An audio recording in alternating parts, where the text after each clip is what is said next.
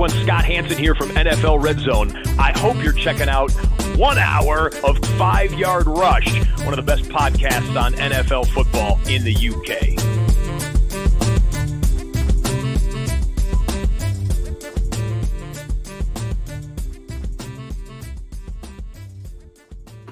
What's happening, Rush Nation? Here we are. Starts and sits. Quick 10-minute pod. Who to start, who to sit in your fantasy semifinals, giving you everything you need to go ahead and win those final matchups to enable Fantasy Christmas and have games on Christmas Day that mean something. So, we're going to take you through all the positions, give you the key information that you need to know to make those key decisions. I've also backed all of this up with the Fantasy Football Bible, part 1 today, part 2 tomorrow. So make sure you tune in and listen to all of those. I'll go through every fantasy relevant player, where I currently have them ranked, and all the latest information as well. Let's get started with the quarterbacks this week. I'm going to start with Baker Mayfield. Baker Mayfield is currently my QB5 on the week, and this is a really, really good matchup. The Cowboys do allow fantasy points to two quarterbacks, and 6 of the last 9 quarterbacks that have played the Cowboys have scored over 23 fantasy points. So this is another good one for Baker Mayfield off the back of his NFC Player of the Week, Offensive Player of the Week, and someone who is in the top 5 of quarterbacks over the season. This is a really good matchup for him, and I expect him to exploit that as the Buccaneers are looking to confirm their place in the playoffs and winning the NFC South. Other players that do like at the quarterback position, Kyler Murray. There is something really interesting about him this week. First of all, the matchup against Carolina. It's a really good one. 3 of the last 4 quarterbacks have scored at least 25 fantasy points against Carolina. That includes Cooper Rush. But also there's some incentives in Kyler Murray's contract that include rushing, which means I think those rushing numbers might start to bounce back this week. I also really like Sam Darnold this week. He is someone I've got in my top 10. And again, 5 of the last 7 quarterbacks have scored at least 20 fantasy points against Seattle. So again, really good matchup for him, and I expect him to continue that streak. Quarterbacks, I'm not interested in this week. CJ Stroud, the Chiefs are only allowing 18 fantasy points per game to quarterbacks all season. And in the last couple of games, and that's against Jameis Winston and Justin Herbert, they've only allowed 1 touchdown and got multiple interceptions. I think CJ Stroud's a good quarterback, but I think this is going to be a real struggle. So I'll be staying well away from him this week. Another one is Patrick Mahomes. Again, we've got the high ankle strain. That's not particularly good news. But also the Texans have held 3 of their last 5 quarterbacks to just around about 18 fantasy points or less. And so he's another one that I just don't feel confident starting this week. And the last one is Russell Wilson. It's a tough matchup. He might not even have George Pickens, which would make this even worse. And the Ravens have held 4 quarterbacks in a row to fewer than 20 fantasy points. Again, that's really significant. And when you look at the caliber, Wilson is one of those already, having played them in week 11, but also they held Jalen Hurts as well. So, yeah, not sitting there wanting to rush and start him in many leagues this week. RBs I'm really keen on this week.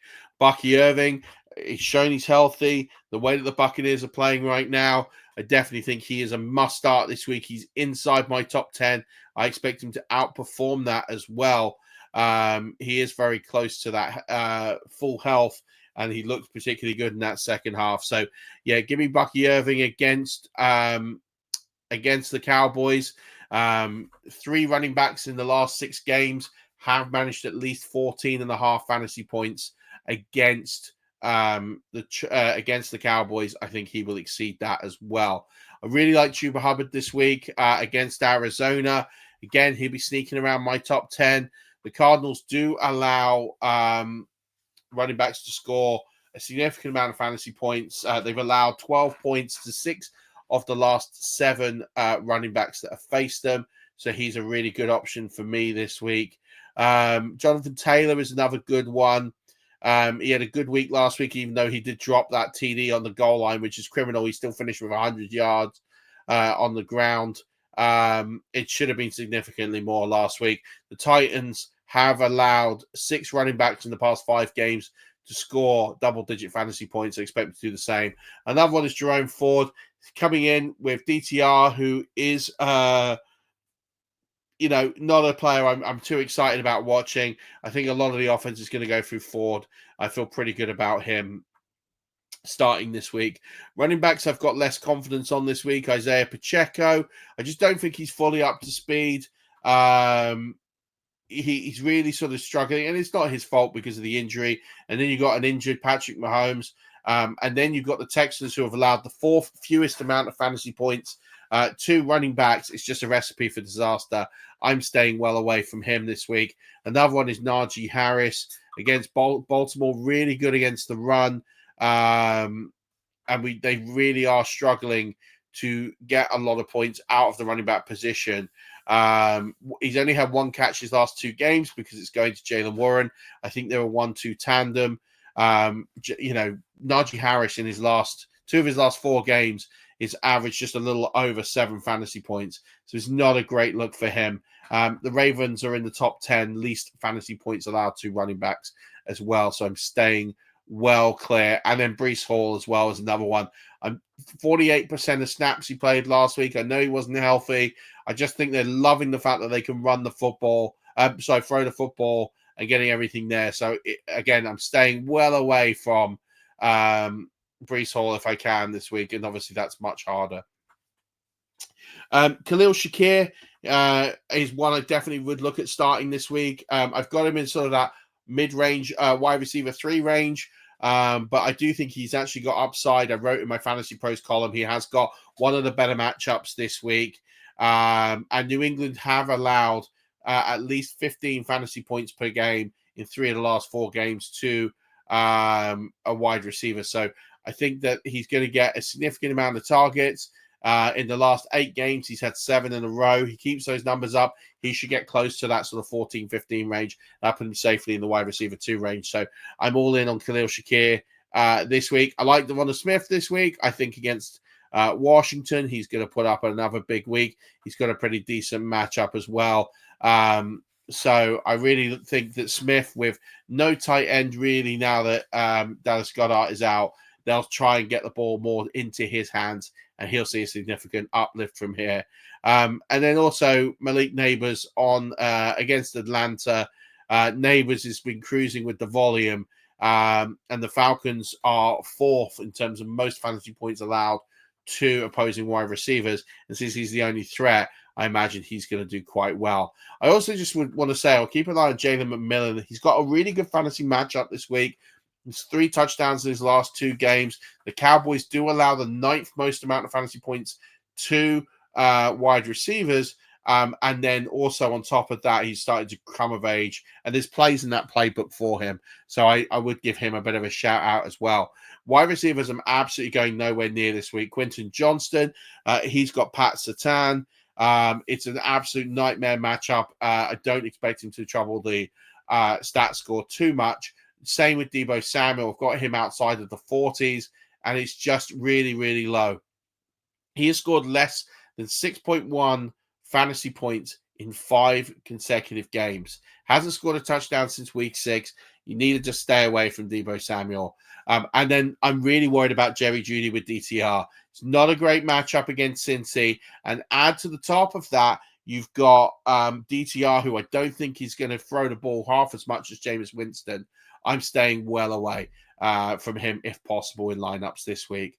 Tight ends, Johnny Smith, for me, best tight end in football over the last month.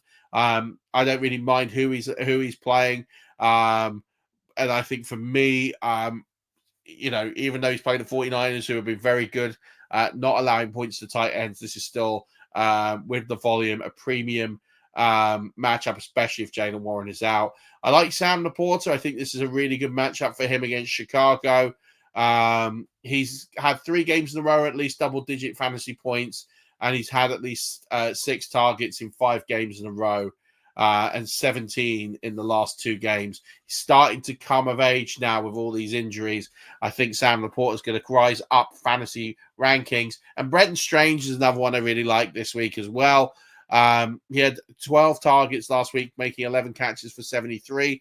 and he's had 3 games of at least 9.2 fantasy points, deputizing for Evan Ingram. Definitely felt good putting him in. Tucker Kraft is one I'm sitting this week. I'm just a little concerned. Well, I say that.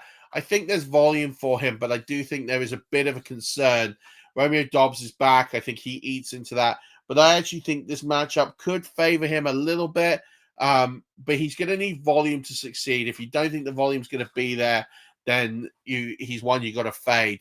But he is one that will be significantly lower on my rankings than he will be on others. Cade Otton, he is not getting the targets now because of the reemergence of Jay McMillan, and he's feeling a lot better about life, and he's really established. So I think he's going to be really limited in what he's going to be able to do from targets and yardage. He's had less than 35 yards in 4 of his last 5 games, so stay away from him. And then if I'm looking for DSTs to start that are available, widely available, I really like the Falcons against the Giants. They're in my top 4. I think it's a really good matchup for them. And if I'm looking for one to sit, which most people would have had last week, I'd have the Commanders against Philadelphia. Definitely not a matchup I want to go with. As for kickers, Chase McLaughlin for me, he's my kicker 3 on the week. Kicking indoors, the Cowboys give up a lot of points. They're in the top 10 for fantasy points allowed to kickers. This is going to be a good one as the Buccaneers are really starting to roll on offense. And if I'm looking to sit a couple, Josh Carty, although I do think they'll be slightly favored, will be one. And then also Jason Myers, who has been really solid, but in a matchup against Minnesota, I don't think it's the right one for him to be chasing. That's going to do it for the starts and sits. A little over 10 minutes, but hey, for packed full of content and information. Good luck this week. Enjoy the final weekend before Christmas. Enjoy doing your last bits of decorations and shopping and everything else. But until next week, where I'll be back on Monday, just before Christmas, don't forget, as always, keep rushing.